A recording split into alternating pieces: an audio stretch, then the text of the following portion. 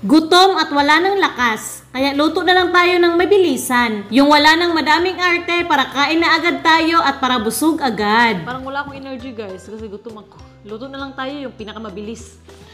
Madami akong tira-tirang pasta rito eh. Evaporada yung malaking lata, tuna maliit na lata, pasta mga ganito kadami oh.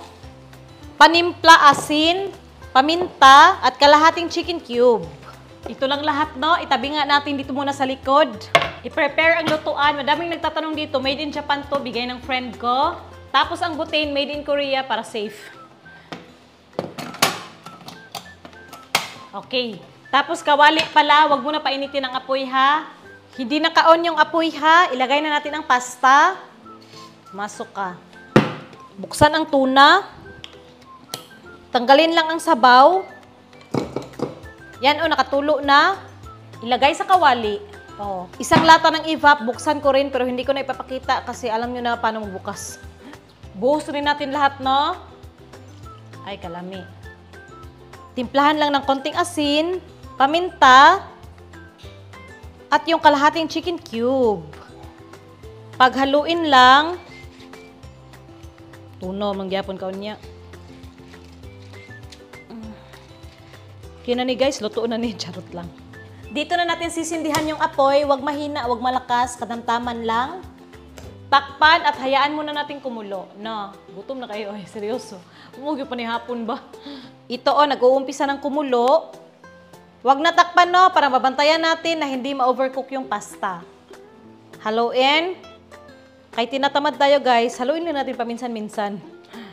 Yan kita nyo oh, mabilis lang, nag-uumpisa ng lumambot.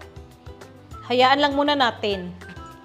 Update ulit no, nag-uumpisa ng lumapot yung sauce pero yung pasta hilaw na hilaw pa. So lalagyan natin ng tubig. Tubig yan ha, kalahating lata. Para hindi lang manuyo. Tapos haluan ulit. Lamig na kayo oh, biskan hilaw pa. Okay, hayaan ulit natin. Kita nyo oh, nag-uumpisa ng maluto yung pasta. Malapit na tayo kumain. Char.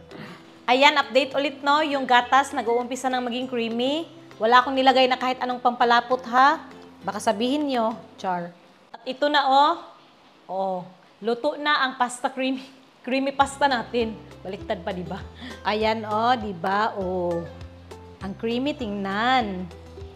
Okay na to no, patayin na ang apoy. Dito tayo be para makaupo tayo.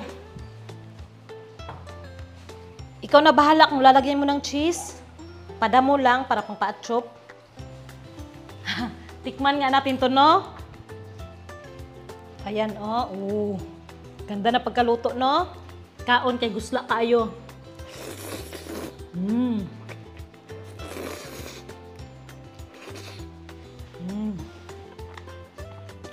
Ang sarap. Creamy at medyo maanghang kasi maanghang yung tuna na ginamit ko.